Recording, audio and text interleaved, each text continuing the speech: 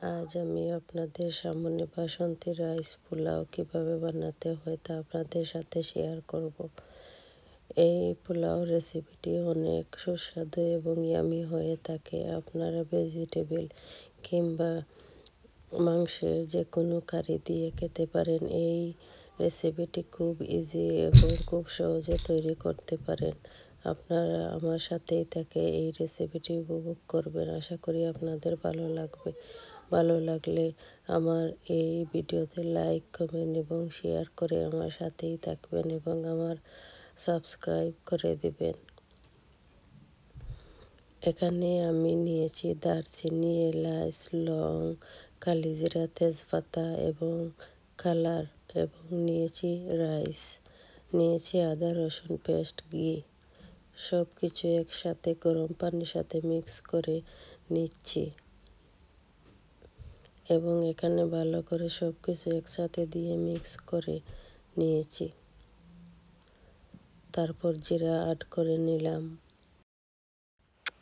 এখন রাইসগুলোকে দিয়ে ভালো করে নেড়ে ছেড়ে নিব 15 মিনিটের জন্য। খুব বেশি নাড়াচাড়া করা যাবে না, কারণ রাইসগুলো ভেঙে যেতে পারে। খুব অল্প পরিমাণে নাড়বেন।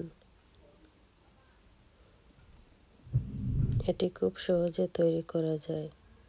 এখানে কোনো ধরনের ঝামেলা ছাড়াই এটা খুব সহজে বানাতে পারেন।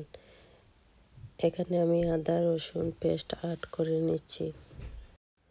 রাইসগুলোকে ভালো করে নেড়ে এবং ঝরঝরে করতে হবে। তারপর লেবুর রস চাইলে অ্যাড করতে পারেন। আমি এখানে লেবুর রস অ্যাড করি নাই, কারণ আমার ঘরে লেবু ছিল না।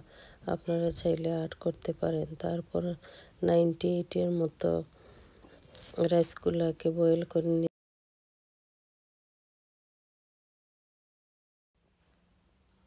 এবার আমি ঘি অ্যাড করে নিব। নিয়ে সামান্য স্লো কুকারে রেখে দিব। হয়ে গেল আমার বাসন্তী রাইস পোলাও।